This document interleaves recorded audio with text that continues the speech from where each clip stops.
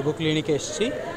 আমরা আমরা আপনারা হয়তো বা জানেন যে বিগত শুক্রবারে 4 তারিখে একটা এখানে ইনসিডেন্স হয়েছিল। যদিও আমরা কোনো লিখিত অভিযোগ পাইনি, তারপরও আমরা আমাদের রুটিন ভিজিটের অংশ হিসেবে এখানে এসেছি। এসে আমরা কোনো প্রকার লাইসেন্স পাইনি। পরবর্তীতে আমরা যখন ওনাদের ওটিতে গেলাম, ওটিতে গিয়ে আমরা দেখলাম যে তাদের ওটি অপরিষ্কার, সেই সাথে ওটিতে প্রপার যে ড্রাগগুলো থাকা তো এমার্জেন্সি ড্রাগগুলো নেই।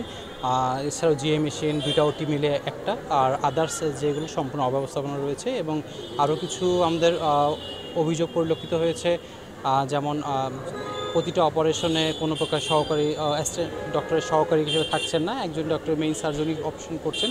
সেরকম বিবিধ আমরা ত্রুটি পর্যবেক্ষণ করে পাই। এছাড়াও দেখা যাচ্ছে যে তো 20 বেডের অনুমোদন থাকলেও তাদের বেড প্রায় 35 থেকে 40টার মতো বেড রয়েছে। তো এইসবের ভিত্তিতে আজকে দণ্ডগুলো দেওয়া হয়েছে। এছাড়াও পোস্ট অপারেটিভ ওয়ার্ড নেই, লেবার ওয়ার্ড নেই, সো লেবার নেই, সো তার ভিত্তিতে জি। আচ্ছা, আমরা এই ভিত্তিতে এসেছিলাম যে আমরা দেখেছি যে 4 তারিখে তিনি এসে এটা অ্যাপেন্ডিসেক্টমি করতে, অর্থাৎ অ্যাপেন্ডিসাইটিসের অপারেশন করার জন্য উনি এসেছিলেন। তো ওটার প্রেক্ষিতে আমরা দেখতে পাই ওনাদের কাছে কাগজ চেয়েছি আমরা, ওনারা আসলে কোনো প্রকার কাগজ দেননি, আমাদের সম্পূর্ণ অসহযোগিতা করেছেন। আমরা এখান থেকে জানতে পেরেছি একজন যিনি অপারেশন করেছেন এবং যিনি অ্যানাস্থেসিয়া দিয়েছেন তার আমরা পরিচয় জানতে পেরেছি। আমরা অফিসিয়ালি তাদেরকে চিঠি দিব, দিয়ে তাদের বক্তব্য চাইব। যদি তাদের এখান থেকে কোনো প্রকার দোষ পরিলক্ষিত হয় আমরা অবশ্যই আমাদের ডিএমডিসিতে এই বিষয়ে আমরা অভিযোগ দাখিল করবো ইনশাআল্লাহ। অভিযোগের ব্যাপারে আমাদের কাছে তথ্য এসেছিল, আমরা সেগুলো এসে খতিয়ে দেখেছি এবং বেশ কিছু অনিয়ম পেয়েছি। সেই অনিয়মের বিরুদ্ধে আমরা কিছু ব্যবস্থা নিয়েছি। আমরা ওটি সিলগালা করেছি। ওটি পরবর্তী নির্দেশ না দেওয়া পর্যন্ত বন্ধ থাকবে, এখানে কোনো অপারেশন কার্য চলবে না, এবং তাদেরকে আমরা অর্থদণ্ড করেছি। আমরা 1 লক্ষ টাকা অর্থদণ্ড করেছি।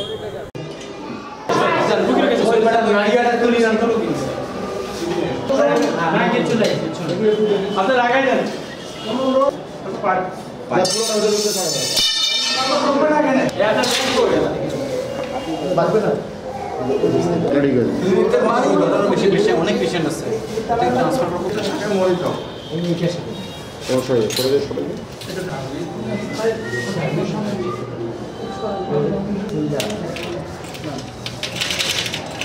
চলো